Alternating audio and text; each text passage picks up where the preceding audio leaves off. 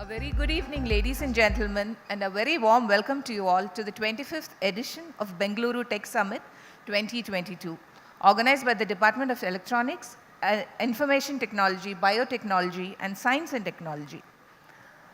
Our last session for today is the future of DPG, which is the digital public goods, its challenges, opportunities, and solutions.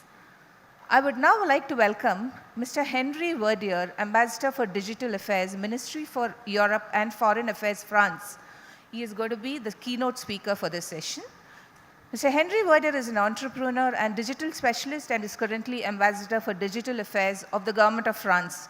Prior to this, he has held several positions in the public sector, including Chief Technology Officer, Chief Data Officer, and Head of ETA Lab.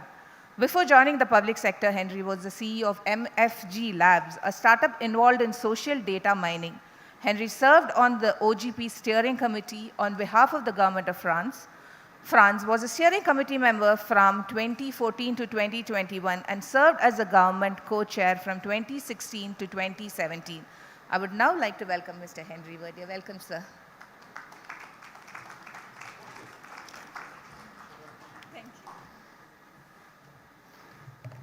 So good afternoon, very happy to be with you. I'm not texting, I did take my notes on my, on my computer. So this is the end of my third day in Delhi and Bangalore, so I'm exhausted because I had dozens of brilliant conversations with brilliant minds. So I will be very simple and share with you very simple views. Let's start the very simple but I feel important views. First, 50 years ago, some very idealistic people did invent personal computing and internet. They were very idealistic and visionary. They saw big computer for the army and they said, no, we need to share this power to everyone. We need to empower the people. And of course, they were a bit utopian because they thought that if we share the power to everyone, people will cooperate, create, innovate, that we will give access to education, access to knowledge, etc. 30 years ago, a British, Tim Berners-Lee, working in Geneva, close to France, did conceive the web. And with the web, probably he did offer an universal access to internet because everyone could easily create, share content, etc. And partially, they did succeed. All those people did succeed. Frankly speaking, we are living in a much better world on this aspect. For example, I have two daughters. They are much smarter than me at the same age. They know about India, I didn't. They know about Japan, I didn't. They speak English, I didn't. They are more creative. They know that they have the right to contribute. I didn't. So we did change the world in a positive manner, partially. And as you know, as all we know, hello Anne-Marie.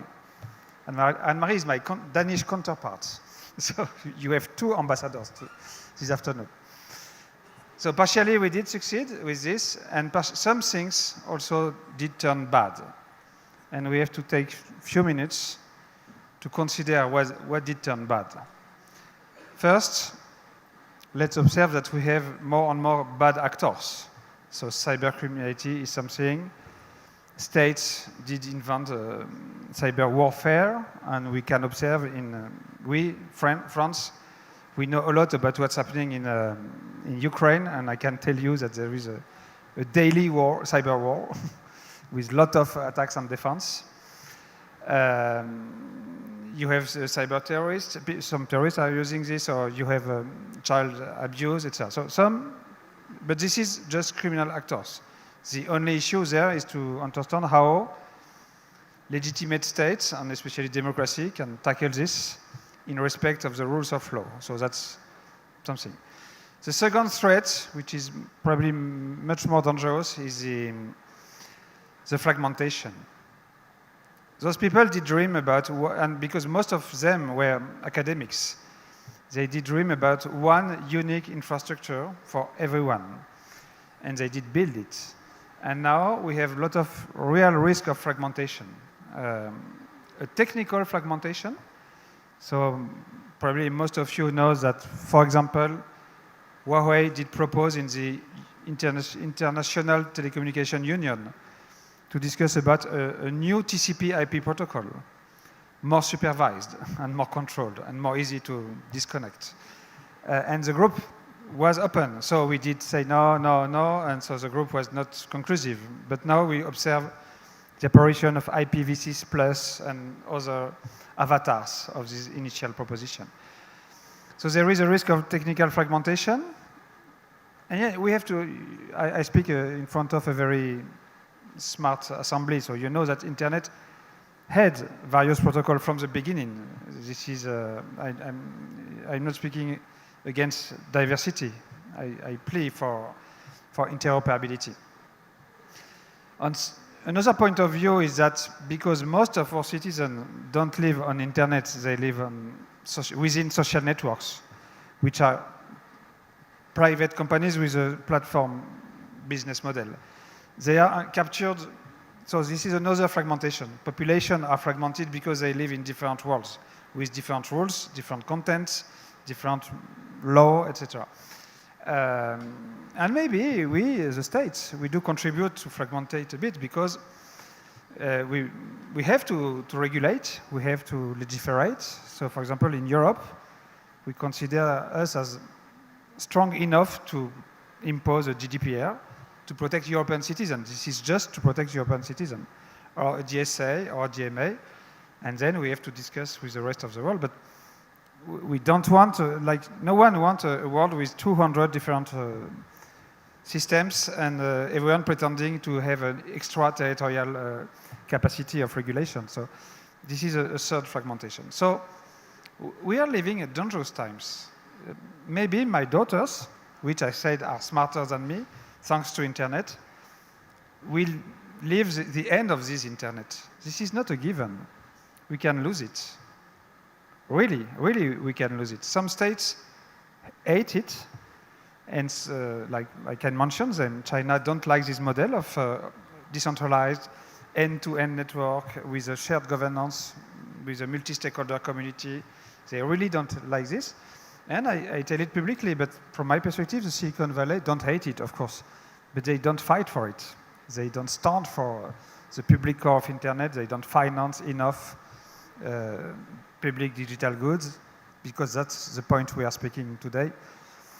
But I wanted to first to share with you this vision, and then I come to public digital goods. To say first that the deep layer, the deep internet, so TCP/IP, the cables, router, etc., is still alive, and is still alive thanks to public digital good. If you didn't have Linux, HTML, TCP/IP, so open standards, open protocols, free software, and open data, we would have lost this internet. So this internet did survive because it's based on free software, open standards, and sometimes some open data. But the upper layer, they are threatened, really threatened. And we could speak during days and nights about the fact that most of our citizens and companies are captured within this. So in Vivatech, also with Sharad and with Mr. Hermelin, I say that if you, I stole one idea that I learned here in Bangalore, thanks to iSPIRT. The idea was that if you build your company within a foreign platform, and I said more precisely, if your service is just accessible just within Facebook, and you can be paid just with PayPal, and you will never become rich, because the platform will decide your revenue, and I took your example, you will be like an Uber driver. So there is this capture of companies and value, but also of citizens, because our data are captured, our attention is captured, the information we access to is captured, and again, frankly speaking, the attack of capital on January 6, 2 years ago, from my perspective, it's mostly because of the filter bubbles and the echo chambers of Facebook. because most American citizens live in reality, a parallel world. But most of us, for example, in my timeline, we speak a lot about Mastodon and not very much about the last movie in Hollywood. So we are all in filter bubbles.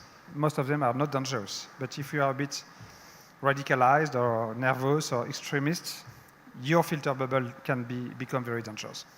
And here, so as I said, open standards, free software, what I call digital commons. And we have now to speak about commons because open source is not enough. They are sometimes strategy to capture you through an open source software. If I tell you, come on, work in my platform because this is open source, but I decide alone to accept a pull request, you are not free. You are just working within a platform that you don't understand, but you don't contribute to the collective decision. So I say commons. The deep layers were saved by digital commons. It's probably time to think about the upper layers. And that's why I was thinking this 2 years ago, but then I discovered the Indian stack. And frankly speaking, and that's why I'm there today, I think that, first, that's impressive. You did mention that I was a state. So actually, 6 years ago, I was in charge of the French stack. And I can say with humility, you made better, faster, and less expensive. So, but because I was trained as a researcher, I don't feel ashamed to recognize when I discover something brilliant. So this is brilliant, and we have lessons to learn there because the quality of the precision of the initial architecture and the attention that you gave to deployment, to actual deployment, under the last kilometer, until the last kilometer, until the last meter, until the last citizen, are impressive.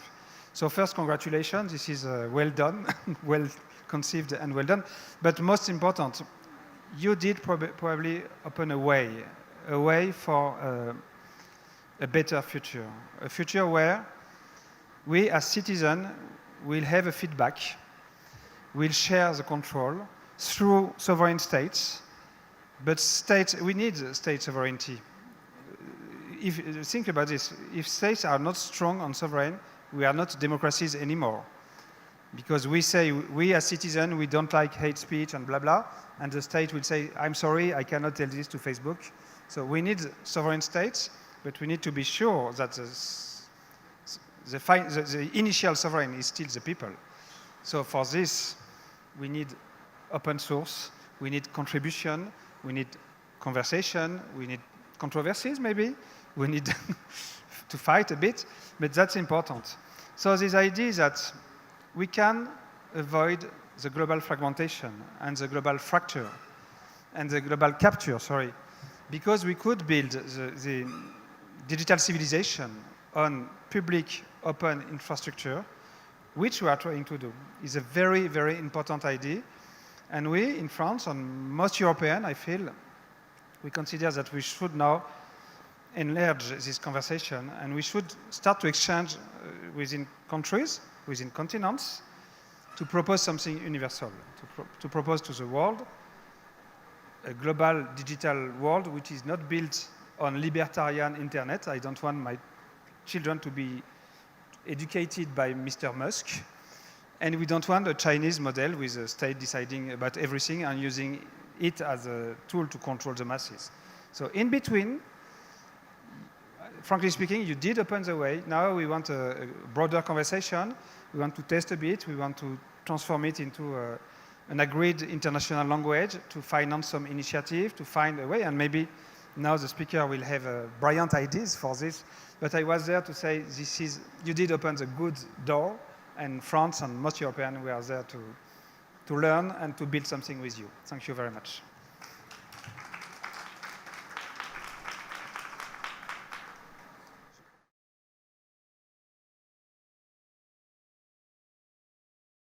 Thank you so much, sir, for sharing your thoughts.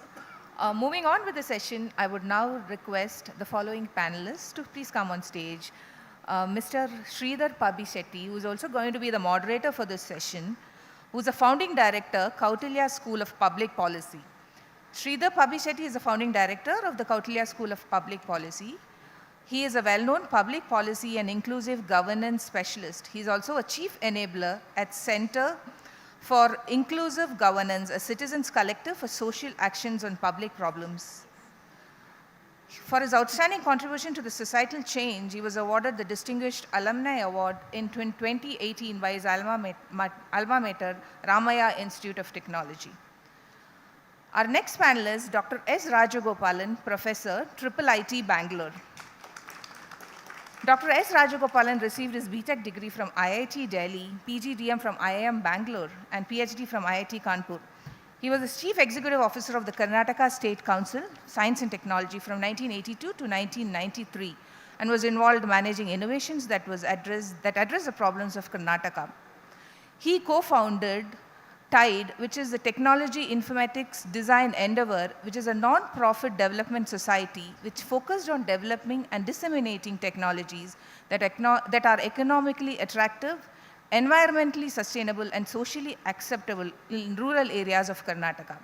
One of the 4 finalists of Social Entrepreneur of India Award, he was awarded and one of the 50 pioneers of India chosen by India Today magazine. TIDE was awarded the International Green Oscar, the Ashton Award in 2008. He also heads the IIITB Innovation Center, which aims at incubating and promoting innovations in the area of information and communication technologies. Our next panelist, Mr. Sharad Sharma, who's a co-founder of iSPIRT. Mr. Sharad Sharma has been leading ecosystems and companies through orbit changes for 3 decades. He co-founded iSPIRT Foundation, a non-profit technology think tank that has conceptualized India Stack, Health Stack, and other digital public goods. He's an active angel investor with over 24 investments. He was also instrumental in the success of India's first IP-focused fund, India Innovation Fund. He is a member of a National Startup Advisory Council and SEBI's Financial and Regulatory Technology Committee. He is an alumnus of Delhi College of Engineering. He previously held R&D leadership positions at Yahoo, Veritas, Symantec, Lucent, and AT&T. Ms. Anne-Marie Larsen, who is a tech ambassador of Denmark. Anne-Marie Larsen is Denmark's tech ambassador representing the Danish government to the global tech industry and leading Danish efforts in global technology governance. The tech diplomacy approach is pioneering initiative charged with the technology and digitalization aspects of the Danish government's foreign and security policy. Anne-Marie is a co-founder of Station Innovation House, co-founder of the Danish Research Institute for Democratic Businesses, and has previously worked as a political advisor in the Danish Parliament and been a board member at Copenhagen Business School and the Danish Consumer Council. I'd like to welcome all the panelists, and now I request Mr. Sridhar Pabbisetty to please take over the session. Thank you, sir. Thank you, Henri, for that wonderful keynote and setting the ball rolling by saying that we need to talk more, understand more, and then find out more solutions. I'd like to begin with a question for all the panelists. As we are moving from a paper-based system to a tech-based system for identity, payments, as well as information, what are the key drivers and challenges that you are facing in your own countries of implementation when this new infrastructure is being built? Maybe Anne, you could start and then we'll come from that way. Absolutely. Thank you so much, and thank you to all of you who are in here. It's such a great pleasure to be in beautiful Bangalore and at this amazing, energizing tech summit. From a Danish perspective, I think some of the biggest challenges, and I will say we've come a far way recently, and when it comes to digitizing so much of our identity on our government services, basically the critical digital infrastructure underpinning our government. Some of the challenges that I see, one is how do we make sure that it's truly inclusive? We, despite being a very digitized country, continue to have about 10% of the populations who do not use computers, who do not or see themselves as online, who are not digitally savvy. How do we make sure, and I think it's not just in my own country, but making sure these are truly inclusive. The second piece is around the security of them. As we're putting so much of our digital infrastructure of our ID, our most personal data, my most personal engagement with the government, with the state, my health data, how to make sure that it is secure, how to make sure that it cannot be taken ransom, that we don't see cyber attacks on them, and that we have the right capacity in government. And while we as a country, we lack, I am so jealous of the amazing talent and amount of talent that you have here in Bangalore when it comes to technology, because I can already now see that we're going to be lacking people who know how to do cybersecurity, who know how to do this digitalization. So there's a talent gap that is not only in Denmark, across Europe. I think some of the projections, we're going to be missing 1 million people, 1 million IT specialists to help up with this digital transformation. And then the third and final point, I've been so incredibly inspired by India Stack because it's been developed not as a commercial opportunity first, but to make technology truly serve community, society, and individuals. And I think it's an approach that I'm going to be taking home to my Danish counterparts and thinking through how do we take, I think, a different mindset when we think about what ultimately becomes digital public goods, but maybe not was intended as it in the beginning. Anne, Sharad would like to talk about the Indian specific challenges. We do have some of the inclusion challenges as well. Yeah, one of the things which was sorted out because of COVID, see, we had to do 2 billion vaccinations in 1 year. And the question, there were two questions that came up. One was, we had 40,000 vaccination centers, should we add to them? Those 40,000 vaccination centers used to vaccinate 25 million babies in a year, right? So if we had to vaccinate 1 billion people twice in a year, how many vaccination centers should we have? Should we have 10x the vaccination centers, 20x, 30x, 50x? That was a question to ask. And the second question was, should we rely on a fully digital system or not? And believe it or not, the answer that emerged was, we will keep the same number of vaccination centers. We kept 40,000 vaccination centers, but reimagined the flow of people through Aadhaar. All of you experienced that. Flow of information through DigiLocker. All of you got a digital vaccination certificate that's authenticable. No paper certificate was issued. And those vaccination centers that were private vaccination centers were paid in the night, so that when they opened the next day, there was no outstanding amount because of a payment system that we have. And as a result of that, there was not a single week that we did not vaccinate 25 million people in 1 week, which is 52 times the productivity. And there were 2 days that we vaccinated 25 million people in a day, using the same 40,000 vaccination centers, right? We did it with a fully digital system that allowed the young people in the family to register their parents, or paramedical workers to register people who could not do it digitally themselves. And we had no complaints of exclusion that are there. So we have, I think, over the years, last 10 years, learned how to bring a de novo digital policy to life. And I think we are the first country in the world that can have a de novo digital policy for every Indian and make it work on the ground. So this is something that is important. Second, I want to mention is what Henri mentioned. See, we have not invented this idea. This is an idea that is older. We have just adopted it.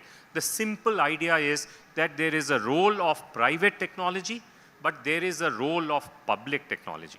I think what volunteers in Bangalore, No Greed, No Glory volunteers have done, have brought public technology in fashion, because it can now be used as a base for private innovation. And the other idea that I will leave behind is that we have brought the same idea that public policy is important, but so is market rules important. So when we are implementing our data infrastructure called DEPA that you referred to, we are not only having government lay out the policy, but we are having the market players organize themselves into an SRO called Sahamati and lay out the market policy that is progressive in nature. It is a combination of public policy, public technology, and market rules set by SRO that will give us better outcomes than before. I think these are experiments. We have to all collaborate, as Henri said, to make it happen. Some of that collaboration is happening with MOSIP, so maybe I think Professor will speak more about it. Professor Raj, what's your reading as MOSIP is getting rolled out about these? Let me first give you a 1 second introduction is what is MOSIP, because some of you may not know. MOSIP is modular open source identity platform which helps countries to build their digital identity infrastructure, somewhat similar to Aadhaar, but completely in open source, completely as a digital public good, and completely data protected and privacy passed through all the GDPR regulations. So what's our learning over the last 3 years? 10 countries have adopted. The population of these 10 countries is about 350 million. 75 million are already enrolled into the system.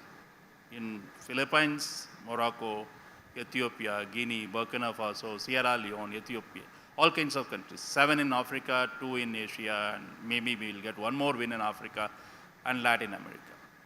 So what do I see are major challenges for adoption of large scale, what I would call as people scale digital technology in most countries? You must realize first, there are many countries who do not have the kind of infrastructure that we have. Let me give you an example. There are 50 countries in the world out of about 170 odd countries who are members of the United Nations. There are 50 countries who have population less than 10 million.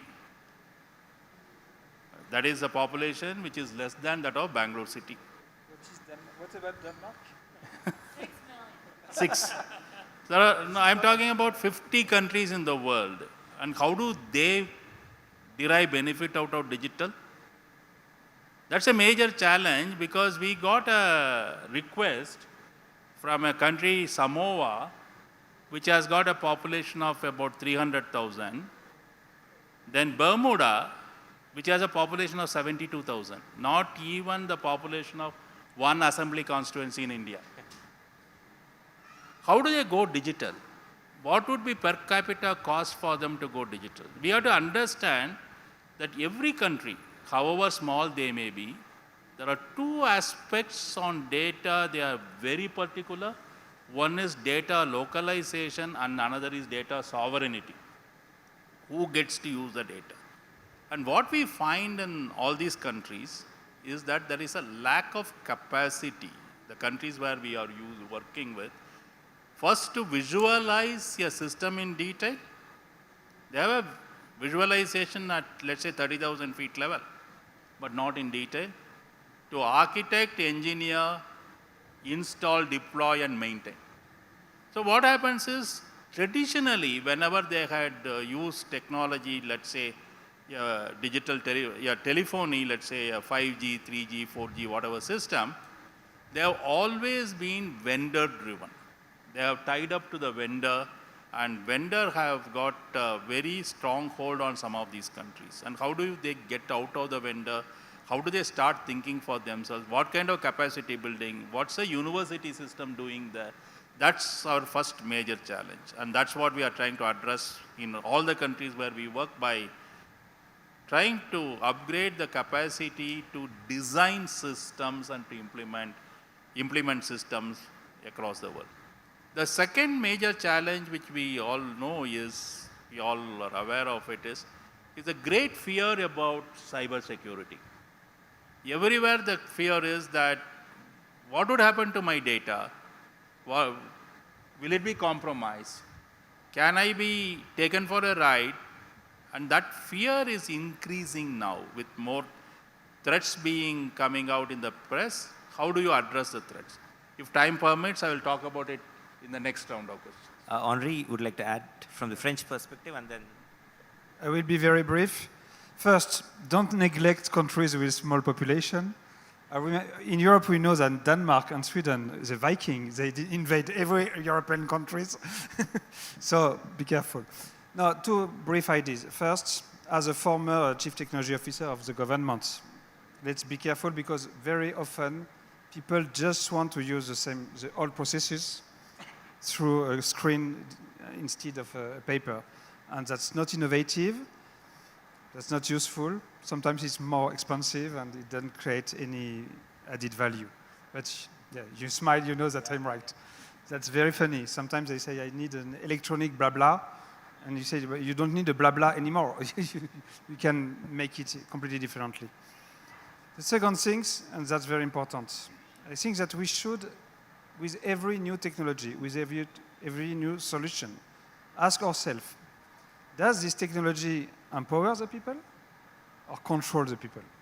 That's quite simple. We could use this technology to free the people, to share power of action, you know, to the sense of the importance of your own life, the free mind, etc. Or you can use it to control, to treat you as a part of a big mass, to less freedom. So, and if you ask yourself this question, very often the answer is obvious.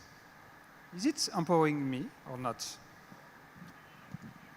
I think that's the reason that I was smiling is because whenever we try getting information from the government under the Right to Information Act, we get scanned PDFs and not you know, open formats of data that you could analyze or process further, right? So what do you do with images that are given to you? Yeah. If I can share another example, when someone from iSPIRT did present UPI to me, he told me, poor European, you thought that to make an electronic payment, you need an ID, a bank account, a credit card, an emulation of the credit card, and then you can pay. And you did split all the three layers, and that was much more efficient, much less expensive, and much promising.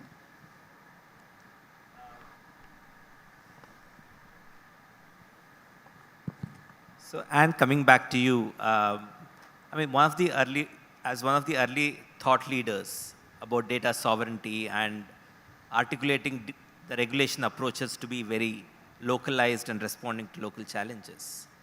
How do you see the future shaping up when it comes to regulating this new infrastructure? There are three choices today broadly, and there could be more, but I'll sum it up as this.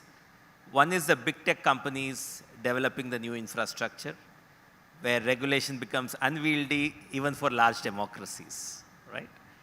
The second is the Web 3.0 route, where the challenge of regulating the speculation is nobody has got it right.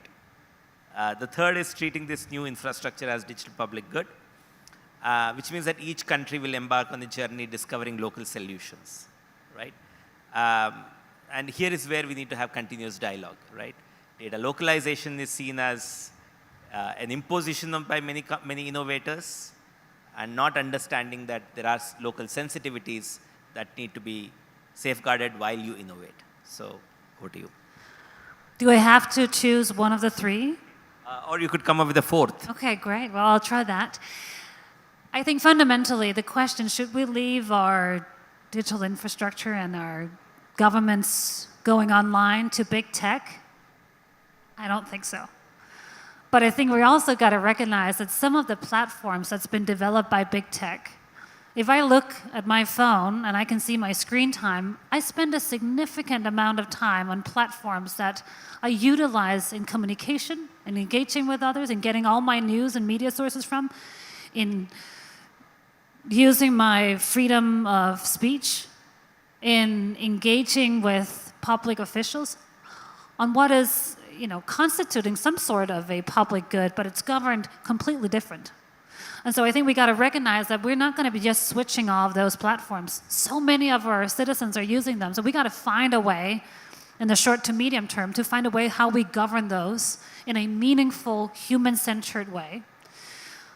Then how do we do about the rest that we're still? And I'm excited about what's still in front of us. We've been digitizing so much of the Danish society, but we are far from done. Like the amount of opportunities that we have from creating a truly inclusive digital public infrastructure. And coming from a small country of 6.1 million Danes. Congratulations on the 0.1 million. I mean, I think it's the same as like one neighborhood in New Delhi, right? if we think that every country, 200 plus, depending on how we count, all need to go and do their own systems, I think we're missing the point.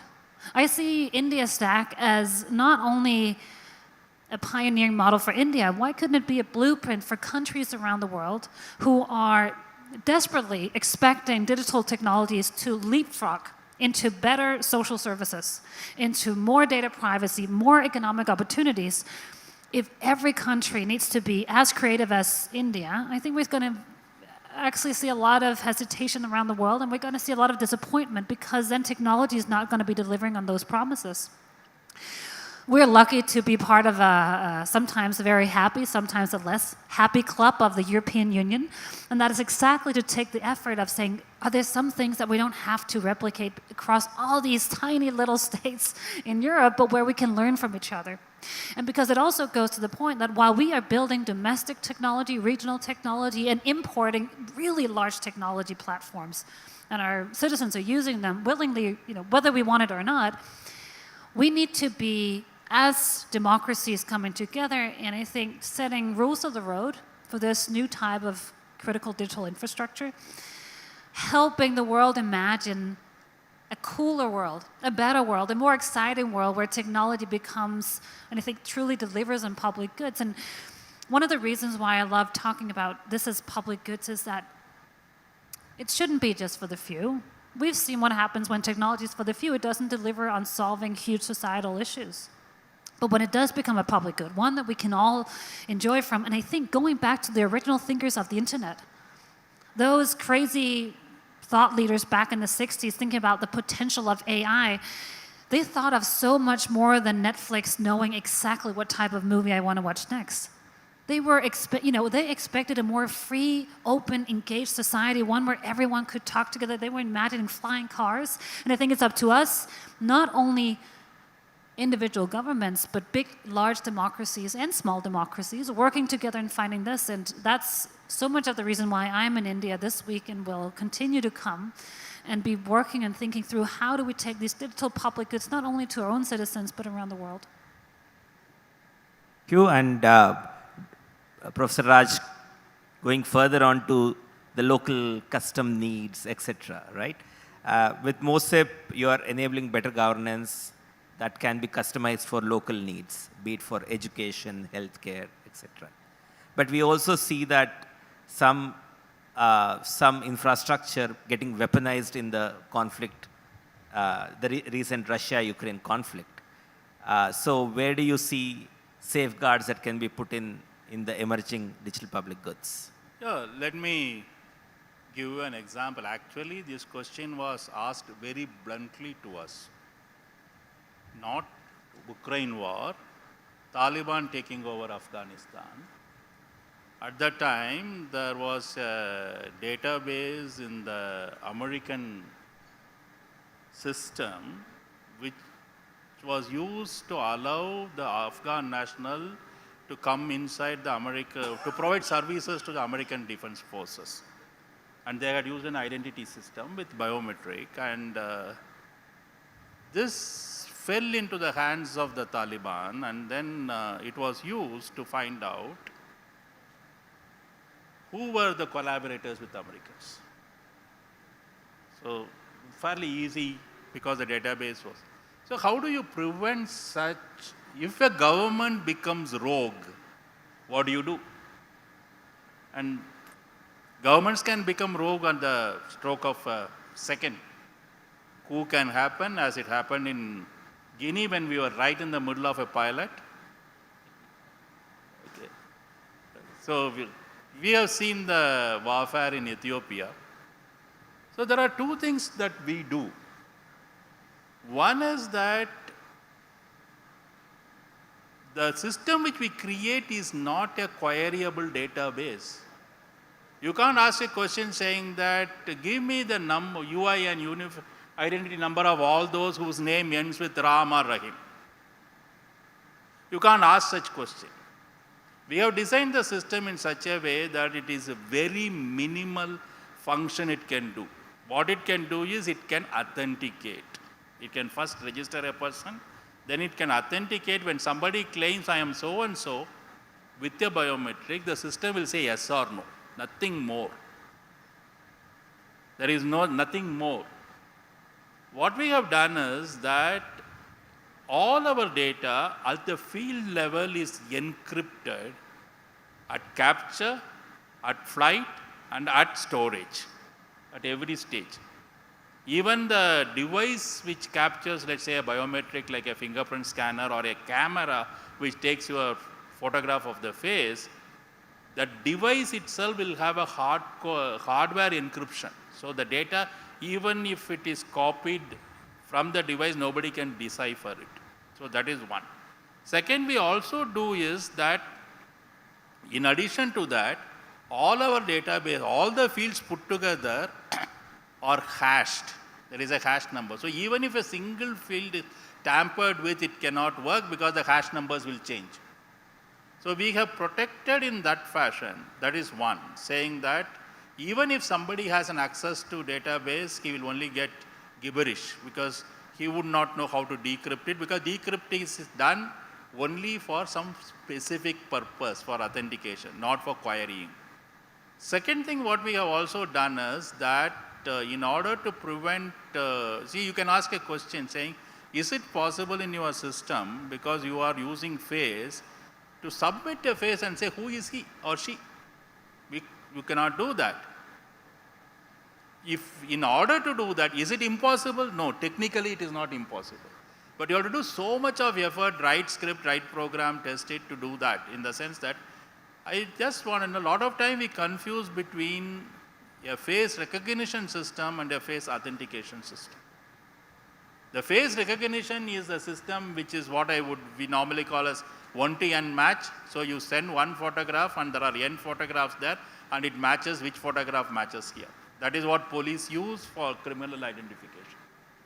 We don't do, we do 1:1 match. You submit a photograph and say, this person claims to be XYZ, but is he XYZ?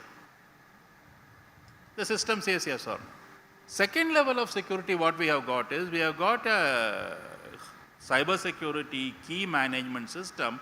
So in the worst case scenario, where let's say the system administrator fears that there is possibility of complete misuse, he can just lock up by a simple command, so that the entire database is permanently in encrypted level.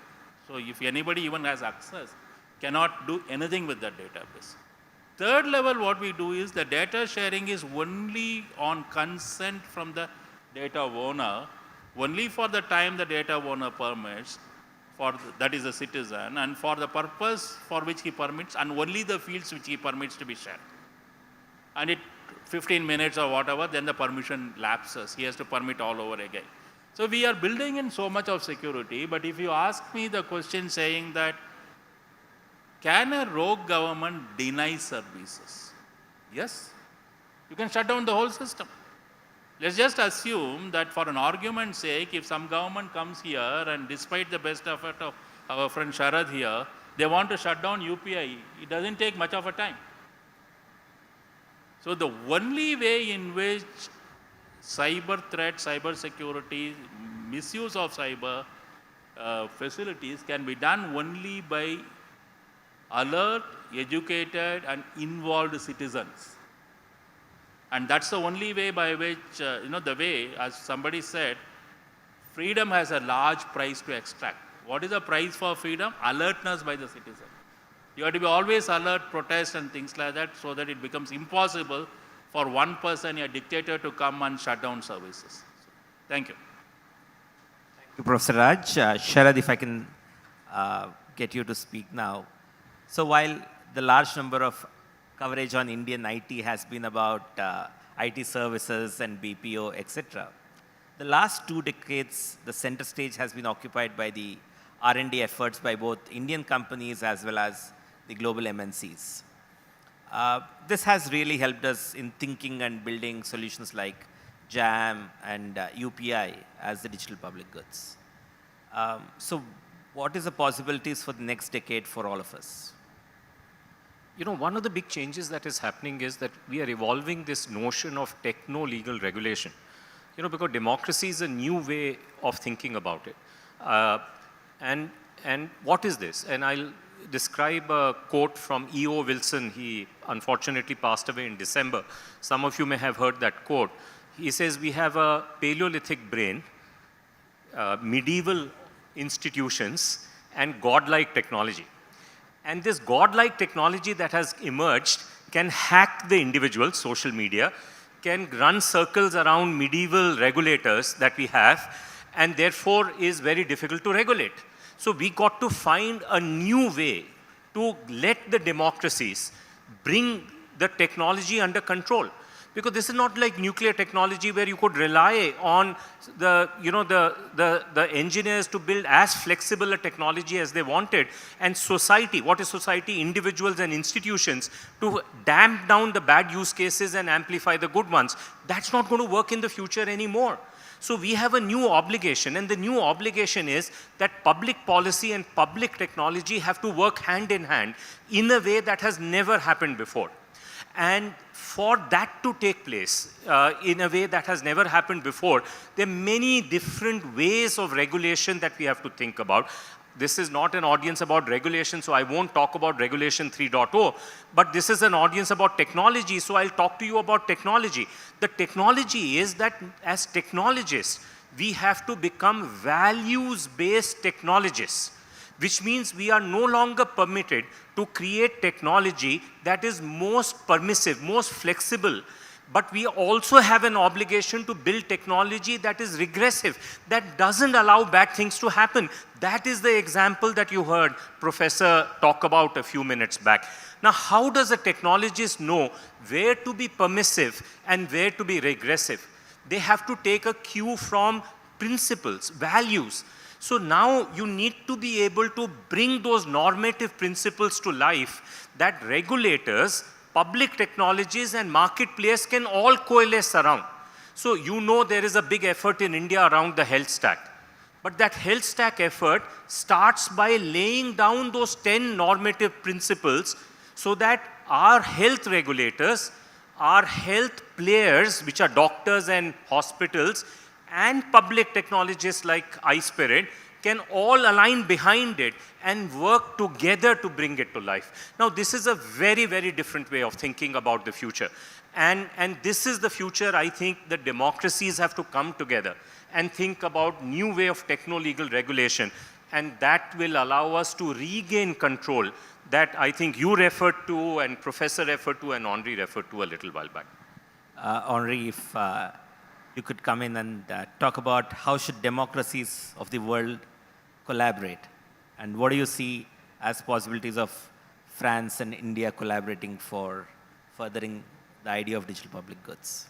So I did speak during 10 minutes about this. So again, we should encourage, maybe sustain, maybe finance the commons and avoid the enclosure.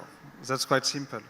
If you want freedom, we need common resources, and we need to be able.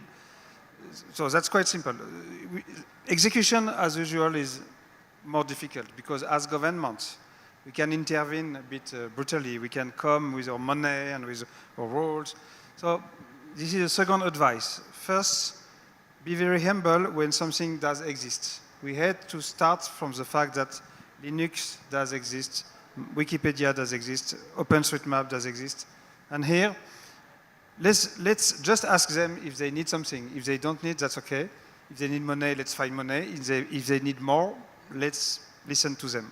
Sometimes we need to launch something, as you did, because for payment, and there you need to learn. That's difficult, to work with the principles of open source, open government, to agree, contestation, to answer, to explain. And so we as government, we have to progress, of course. But the strategy from my perspective is quite simple. And what we could do with India, first we can explain this. Then we can share our knowledge, and sometimes, and I think, and Anne-Marie will agree, we should build first interoperability between the Indian stack and the European stack. Some parts are really not difficult. We could imagine a mutual recognition of our respective IDs. without merging the system, just mutual recognition.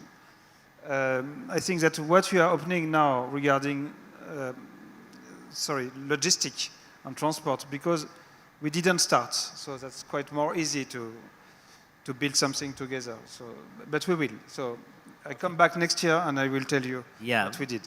And maybe you could just answer this last short question, 1 minute question before I open the floor for the questions by audience. Any global breakthrough DPG implementation that we have not spoken about so far, but you are excited about, you would like to tell us? I will say the Indian stack, okay?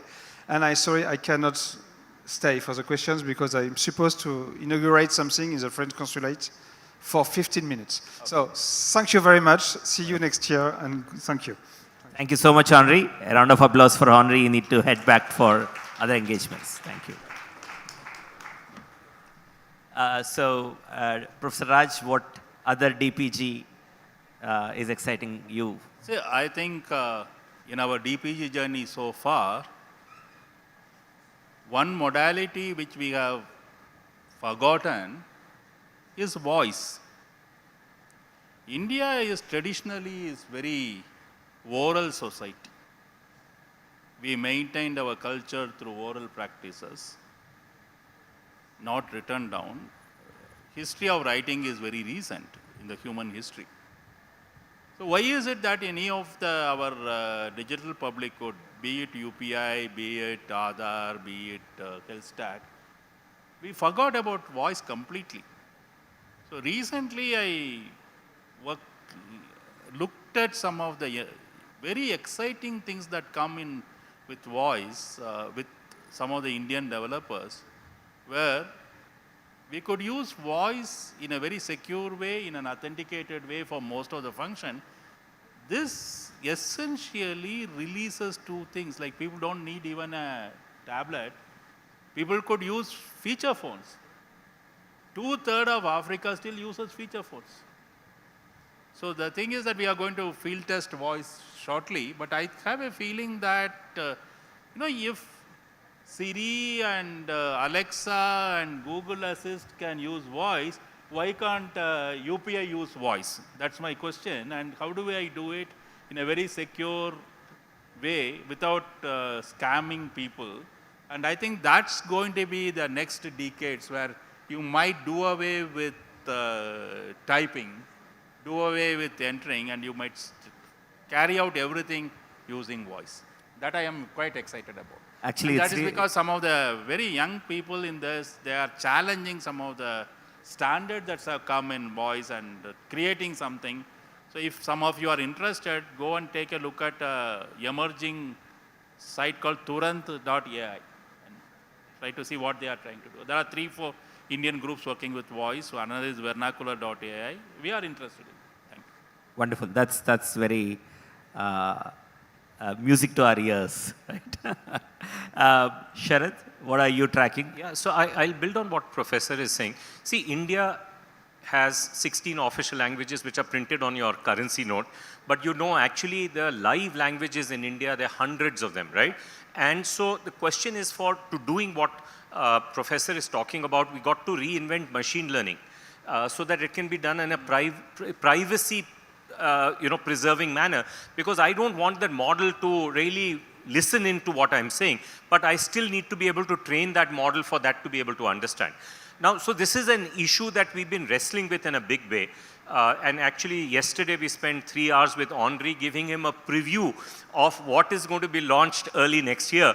And this is, it reinvents this whole process. So instead of aggregate data going to the modeler, the model comes to the data, but it comes in a way that it can be certified so that it can only take model parameters out, it cannot take any private information out. And this is going to become the phase 2 of DEPA, and therefore it will be part of India Stack. We are super excited about it. I see Nikhil of Finarkan here. There are some Wave 0 startups and companies in India who are already testing it out. One of them is Finarkan, I see. Please raise your hand. And so it is a technology that works. We hope to give it to the world early next year. And I think the reason for doing it is to solve these uniquely Indian problems that we need to do at scale that has not been possible to do in a privacy-preserving fashion. So thank you so much. And I think a very interesting, this is where you talk about the present and the future. There's a wonderful data set of the past, the inscription stones of Bengaluru, where we have 1,000 years of documented history written over scripts that have changed over a period of time. And if you could learn from them, and I think our systems will only be beautiful. Anne, what are you excited about? If you would allow me to talk about satellites for a moment. In my previous job, I worked with a number of amazing space geeks, and the Australian government, I'm sorry to say it wasn't the Danish, but the Australian government did this thing, the data cube. So they basically took public available satellite images from Landsat, so NASA's satellites that for every week have been going around the world and taking a picture, an image of 1 kilometer by 1 kilometer of every single place on Earth. And then they took 20 years of that data and stack them in what they call the data cube. And so basically for 1 by 1 kilometer of this right area where we're sitting, they took an image from every week, put them on top of each other in a data stack, cleared them off, took away the clouds, and made a real-time model that could show how the physical environment has been changing over time. And then on top of that, they tasked a corp of beautiful, amazing technologists who were developing the algorithms that could then say, in real time, they could see deforestation. And now with the satellites that are plentiful in our atmosphere going over us every single minute, these data cubes, down by 1 meter, can now update every minute. Most of them are updating by the hour. And with the algorithms on top, now the algorithms can detect deforestation.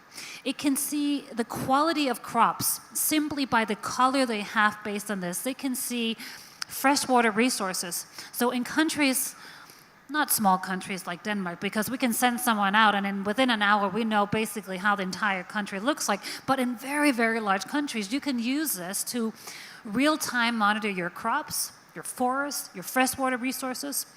And the ability here, what I'm excited about, this is a way that we're using satellite data, algorithms, AI, to fundamentally deliver for farmers across the African continent, for those working on mitigating deforestation, for ensuring the precious freshwater resources that we continue to have. And this was a pioneering government who said, we developed this, but we want to give it out to the rest of the world. Some of the ways that we're thinking about digitization in Denmark and our digital public goods, I think is very much also now transpired, but how can we make this not only for a small few, but how can we make it available? We have more than 75 years of health data records that's been now stored digitally in Denmark. This is the biggest repository of human data, health data, that we have now invited researchers from across the world to come in, obviously making sure that we have very, very high standards of securing that private data remains private, so how to anonymize it. Thinking through the repositories of data that we're sitting on, how to make them available for fundamentally pioneering, whether it's on agriculture, on forestry, on environment, or on health. These are some of the things that makes me excited and optimistic. And I can assure you there are a bunch of geeks out here in Bangalore who will be working on that data set if you put it out and querying, well, which part of Bangalore will get flooded when there is a rain next time, right? I'll make a plug for BTS here. I've been on the Vision group, so I am vested party. There is a beautiful space session that is going to take place. So to build on what you are saying, there are Indian startups, Bangalore-based startups, that are able to now install apps in the satellite, because then the downstream data that you need to bring is much less. And India is at the cutting edge of this revolution of actually putting intelligence on the satellite in an open fashion. So there is a space session that is going to be happening. I would encourage you to attend that. Thank you so much. Those were the questions from my side. I would love to open it up for a couple of questions. Giri here, and then we'll come to you.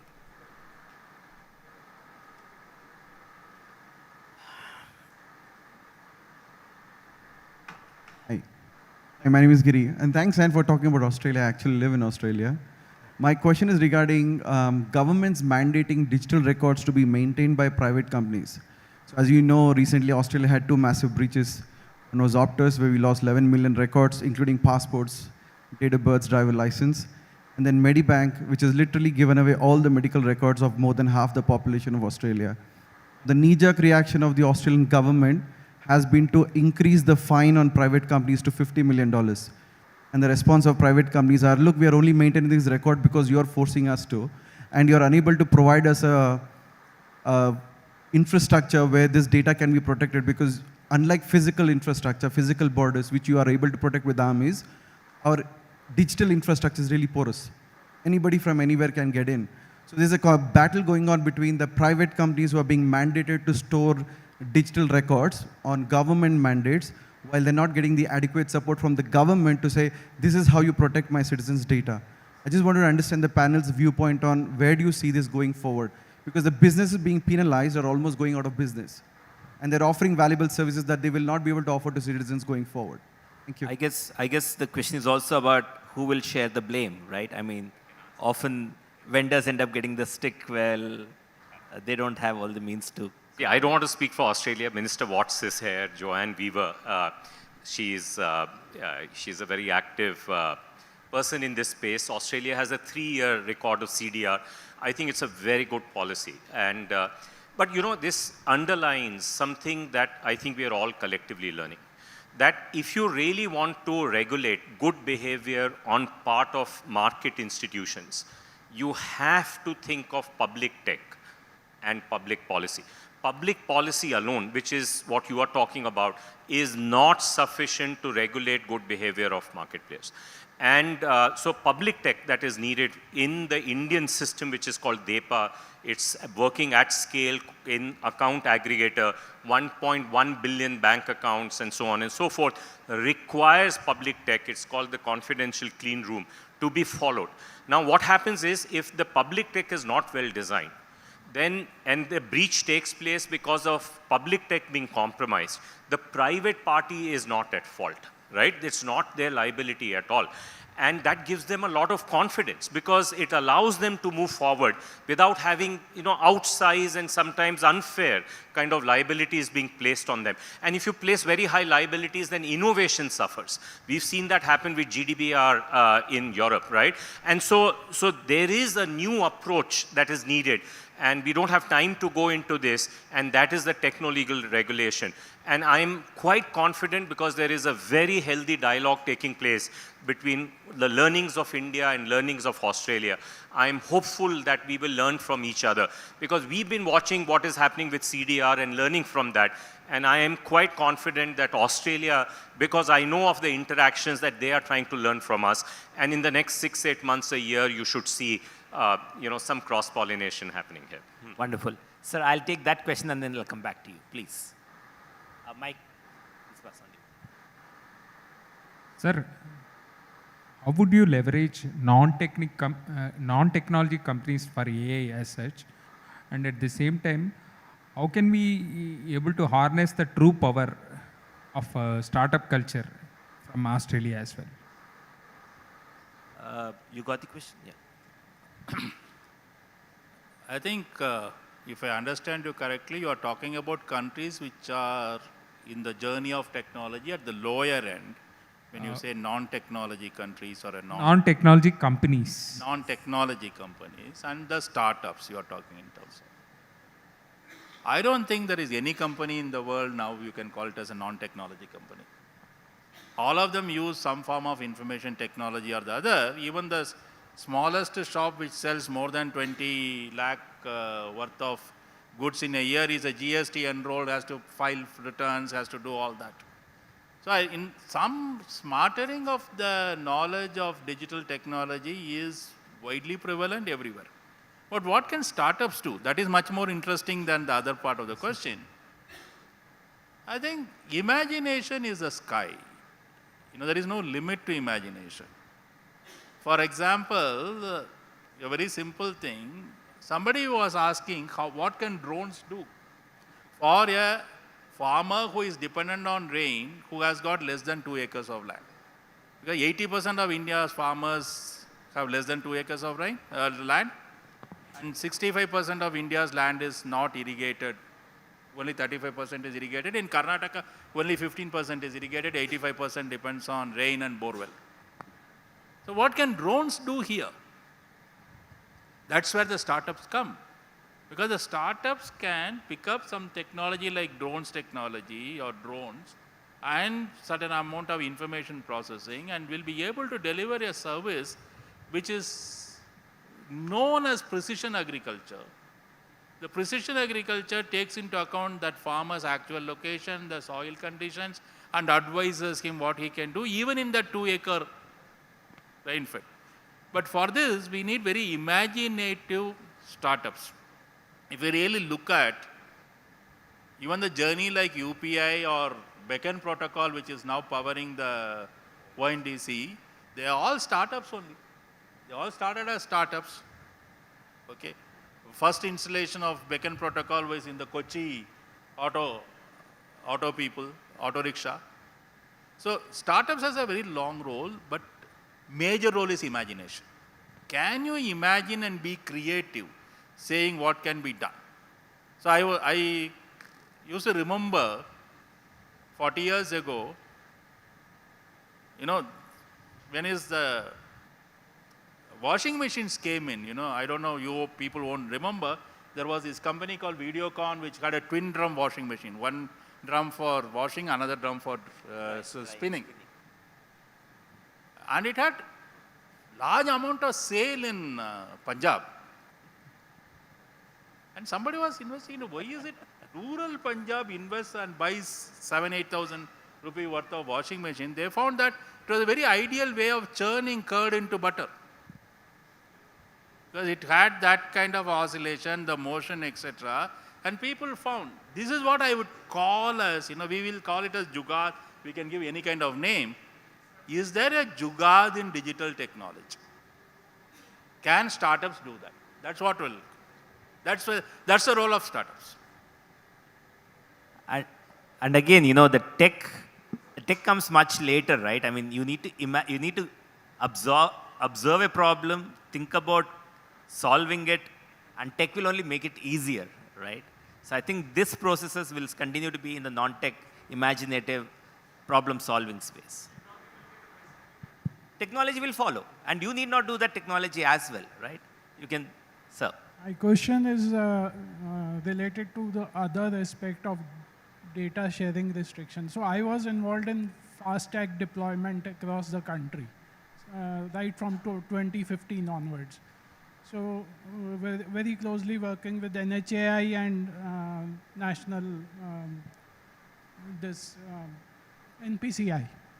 So when we were implementing, we had envisaged that the data will be shared with insurance companies, with managing pollution control, and even with GST when it was implemented. But now due to the PI not clarity, the whole data has been stopped, and this vision of implementing new technologies over the FASTag has come to a standstill. So what do you have to say about this?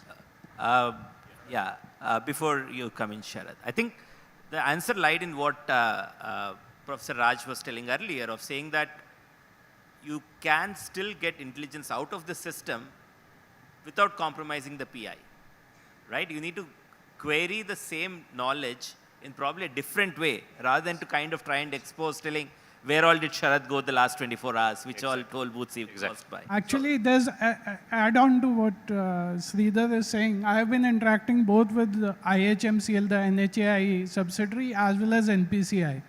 Neither of them want to take a decision till there's some decision taken in the parliament. No, so I want to mention why that is the case. Because, and I think this is a good development, what the Supreme Court, you may remember Supreme Court did a 9-0 judgment, right, which is unlikely to be overturned, which said that privacy is a fundamental right, right? And I think we are the first country in the world where it has been declared as a fundamental right. And it put very severe restrictions on what companies and states can do without the consent of the individual. So whether you like it or not, you have to, as he points out, follow a consent framework. Now, in the financial data space, that consent framework is called the account aggregator, is already working. Now, what has happened is that, you know, it is started with banking, it's gone over to now SEBI has made an announcement, insurance. It will slowly find its way to all areas. But I think this is a healthy development, because I think that judgment was very progressive. It's a very good judgment.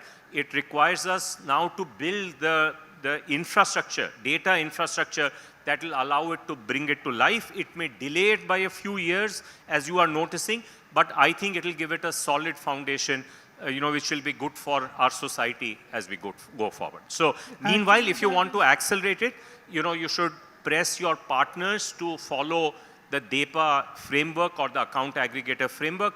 That would be the way to move forward. Actually, this is delaying the GPS tolling also because of the privacy issue. While we should take this question offline, there are very interesting offshoots out of it. But I think how Anne framed about the health data that was available in Denmark, that's the way to start off, saying that, you know, here is millions of records that's available about health data. What is the public good that can come out of it, right? So you ask the same question on the data that's captured today in your system and say, what is the public utility that I can get out of it, rather than to get into the old frame of asking the question of saying that, can I directly plug it into an insurance framework or something else, right? So that way you will be able to take away the PI problem out of it, right? And I guess that's the time we have. I'm sure the speakers are going to be around in case you have any further questions. And I would just like to add a personal anecdote. I remember the first IT.com. I was a engineering student, freshly exploring the limits of computer science. And in the 25th year, I'm happy to share and moderate such a wonderful panel on digital public goods. And I think that's talks about what has happened in our own lifetimes in this wonderful city of Bengaluru. And I look forward to the 50th happening soon. And I'm sure we'll do many more things between now and the 50th. Thank you all. Ladies and gentlemen, I would like to extend my gratitude to this wonderful panelists for sharing their thoughts through this interesting session.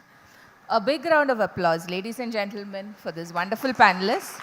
I once again like to thank our distinguished panelists, Mr. Henri, Verdier, Mr. Sridhar, Pabbisetty, Dr. S. Rajagopalan, Mr. Sharad Sharma, and Ms. Anne-Marie Larsen. Thank you. A round of applause, please, ladies and gentlemen.